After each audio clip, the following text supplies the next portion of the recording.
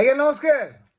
ନବୀନ ବାବୁଙ୍କ ପାଖରୁ ବିଜେପିର ନେତାମାନେ କିଛି ଶିଖିଲେ, ବିଧାୟକମାନେ କିଛି ଶିଖିଲେ, ତା ସହିତ ଲୋକମାନଙ୍କର ଆକ୍ରୋଶର ଶିକାର ହେଲା ପରେ ବିଧାୟକମାନେ ମୋହନ ଚରଣ ମାଝୀ ମୁଖ୍ୟମନ୍ତ୍ରୀଙ୍କୁ ଗୋଟେ ଦାବିପତ୍ର ଦେଇଛନ୍ତି। ଏ ବିଷୟରେ ଗୋଟେ ଦରମା ଯେଉଁ ବୃଦ୍ଧି ବିଷୟରେ ଗୋଟେ ଚିନ୍ତା କରାଯିବ।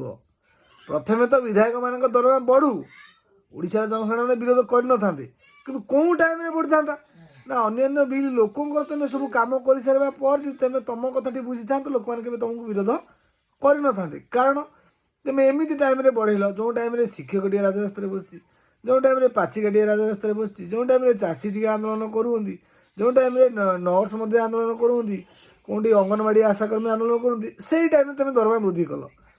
ଦରମା ବୃଦ୍ଧି କରିବା ଅନେକ ଉପାୟ ଥିଲା। ଆଗ ପ୍ରଥମେ ତ ଲୋକଙ୍କ କାମ କର। ନବୀନ ବାବୁଙ୍କ ପାଇଁକା ଏଇଟା ଯେଉଁ ବିରୋଧୀ ଦଳ ନେତାଙ୍କ ପାଇଁକା ବିଜେପି ନେତାଙ୍କ ମୁଣ୍ଡରେ ଗୋଟେ ପଶିଲା। ଯାଇ ହେଉ ସେମାନେ ଗୋଟେ ଚିନ୍ତା କରିବା ପାଇଁକା ବାଧ୍ୟ ହେଲେ ଲୋକମାନଙ୍କ ଆକ୍ରୋଶ ପାଇଁକା। ତେଣୁକରି ଯଦି ପ୍ରଥମରୁ ସେମାନେ ଚିନ୍ତା କରିଥାନ୍ତେ ତ କେବେ ଏତେ ଲୋକସା ହେଇନଥାନ୍ତେ। ତା ସହିତ ଦେଖନ୍ତୁ ବର୍ତ୍ତମାନ ଟିପିସିଓଡ଼ିରେ କେଉଁ ପରିମାଣରେ ଲୋକଙ୍କୁ ଠକୁଛି, ଇଏ ବର୍ତ୍ତମାନ ରାଜ୍ୟସ୍ତରରେ ଲୋକମାନେ ଆନ୍ଦୋଳନ କଲେଣି। ତେଣୁକରି ଆକୁ ମାତ ଦେବା ପାଇଁକା, ଏ ଘଟଣାକୁ ଦବାଇବା ପାଇଁକା କିଛି ତ ଗୋଟେ ମିଡ଼ିଆରେ ସେନ୍ସିଟିଭ୍ ହେବା ଦରକାର ଯେ ନାହିଁ ବିଜେପିର ବିଧାୟକ ମାନେ ଯାଇକରି ମୁଖ୍ୟମନ୍ତ୍ରୀ ଗୋଟେ ଦାବିପତ୍ର ଦେଲେ, ଯାଇ ହେଉ ଦରମା ବୃଦ୍ଧି ପ୍ରସଙ୍ଗରେ ଦରମାଟା ସ୍ଥଗିତ ରହିଲା, ଆଲୋଚନା ହେବ, ବିଶ୍ଳେଷଣ ହେବ, ତାପରେ ଦରମା ବଢ଼ିବ କି ଖାରଜ ହେବ, ଇଏ ହେବ। କେଉଁ ଘଟଣାକୁ ଦାବି ଦେବା ପାଇଁକା, ମୁଁ ପ୍ରଥମରୁ କହୁଛି ମିଡ଼ିଆରେ ଗୋଟେ ଘଟଣାକୁ ଦାବିବା ପାଇଁକା ହେଲେ ଗୋଟେ ନୂଆ ଘଟଣାଟେ କ୍ରିଏଟ୍ କରାଯାଏ। ୟାକୁ ହିଁ କହନ୍ତି ପ୍ରପର ରାଜନୀତି।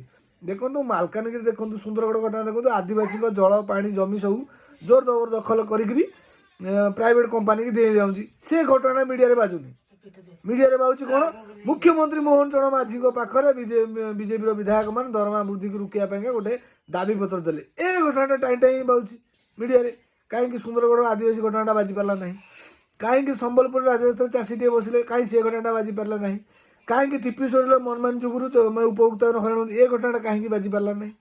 ଘଟଣା ପଛର ବିଷୟକୁ ବୁଝିବା ପାଇଁକା ଆମେ ସବୁବେଳେ ଚେଷ୍ଟା କରିବା ନିହାତି ଦରକାର। କାରଣ ୟାକୁ ହିଁ କହନ୍ତି ରାଜନୀତି।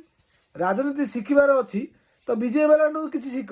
କାହିଁକିନା କେତେଟା ଘଟଣା ଦେଖନ୍ତୁ ଦାବି ଦେଲେ, 3-4ଟା ଘଟଣା ମୁଁ କହିଲି, ସେ ଘଟଣାକୁ ଦାବିକିରି ବର୍ତ୍ତମାନ ଗୋଟିଏ ଘଟଣା ମିଡ଼ିଆରେ ବାହାରୁଛି। ସେଥିପାଇଁ ତ ମାନେ ସୁଲତା ବାପା କୁହନ୍ତୁ କି ବିଜେଡ଼ିର ଅନ୍ୟ ନେତାମାନେ କୁହନ୍ତୁ ବିସ୍କୁଟ ମିଡ଼ିଆ। ବିସ୍କୁଟ ମିଡ଼ିଆ ମାନେ ଯାହା ଚାହୁଁନ୍ତି ସେଇଟା ବଜାଉ। ତେଣୁକରି ଆମେ ବୋକା ହିସାବରେ ଶୁଣି ଚାଲିଛେ, ବୁଝିଲେ କି। ଦ୍ୱିତୀୟ ଘଟଣାଟା ମୁଁ କହୁଛି କ'ଣ ନା, ଆଜିକାଲି ସୋସିଆଲ ମିଡ଼ିଆ ଦେଖନ୍ତୁ କେତେ ପାୱାର। ସୋସିଆଲ ମିଡ଼ିଆରେ ସମ୍ବଲପୁର ଚାଷୀ ଆନ୍ଦୋଳନ ଘଟଣାଟା ଘୁରି ବୁଲୁଛି। ସୋସିଆଲ ମିଡ଼ିଆରେ ଟିପିସିଓଡ଼ିର ଏମିତି ମନମାନିଟା ଘୁରି ବୁଲୁଛି। ସୋସିଆଲ ମିଡ଼ିଆରେ ଆଦିବାସୀଙ୍କ ଉପରେ ମଧ୍ୟ ଅତ୍ୟାଚାର ଘଟଣାଟା ଘୁରି ବୁଲୁଛି। କିନ୍ତୁ ଆମେ ତ ମିଡ଼ିଆରେ ଅଛୁ, ଆମେ ତ ମିଡ଼ିଆରେ ବଜେଇବୁ ଯେ ମୁଖ୍ୟମନ୍ତ୍ରୀ ମୋହନ ଚରଣ ପାଖରେ ଦାବିପତ୍ର ଦେଲେ ବିଜେପି ବିଧାୟକମାନେ ଦରମା କମ୍ କରିବା ପାଇଁକା। ଭାଇ କେବେ ଆମେ ଆଉ ସୁଧୁରିବା? କେବେ ଲୋକ ମତକୁ ସମ୍ମାନ ଦେବା? କେବେ ଲୋକଙ୍କ ଅସୁବିଧା ବୁଝିବା? ନା ସେ ଚୌକିରେ ଯିଏ ବସିଲା ସେ ଚୌକିର ପାୱାରଟା ସେଇଆ। ତେଣୁକରି ଏଇଟା ଓଡ଼ିଶାର ଜନସାଧାରଣମାନେ ଆପଣମାନେ ଚିନ୍ତାଧାରା କରନ୍ତୁ। ଯେଉଁ ବିଜେପି ଆସିବା ପୂର୍ବରୁ କହୁଥିଲା ଯେ ଆମେ ଆସିଲେ ଧାନର MSP ବଢ଼େଇବୁ, MSP ତୁମେ ବଢ଼େଇଲ, ସେଣ୍ଟର ତ ବଢ଼େଇଛି 79 ଟଙ୍କା, ତୁମେ କାହିଁ 79 ଟଙ୍କା ବଢ଼େଇନ? ଆର ଉତ୍ତର ଦେବ କିଏ? ତେଣୁକରି ପ୍ରଶ୍ନ କରିବାର ଶୈଳୀ ଅଛି। ତେଣୁକରି କିଛିଟା ନିର୍ଭୀକ ମିଡ଼ିଆ ବନ୍ଧୁମାନେ ଅଛନ୍ତି, ଯାଇ ହେଉ ସେମାନେ ସଠିକ୍ ଖବର ପ୍ରସାରଣ କରୁଛନ୍ତି, କିନ୍ତୁ ସେମାନେ ସରକାରର ଆକ୍ରୋଶ ଶିକାର ହୁଅନ୍ତି। ତେଣୁକରି ମୋର କହିବାର ଅର୍ଥଟି ଥିଲା ଯେ ରାଜନୀତି କ'ଣ ବିଜେପି ଏମିତି କରୁଛି ଯେ ଗୋଟେ ଘଟଣା ପୁରା ଦବେଇ ଦିଆଯାଉଛି। ସେ ଘଟଣାଟା କେମିତି ଆଗକୁ ବଢ଼ିବ, ବିରୋଧୀ ବଡ଼ ଭୂମିକା ନେବା ଦରକାର।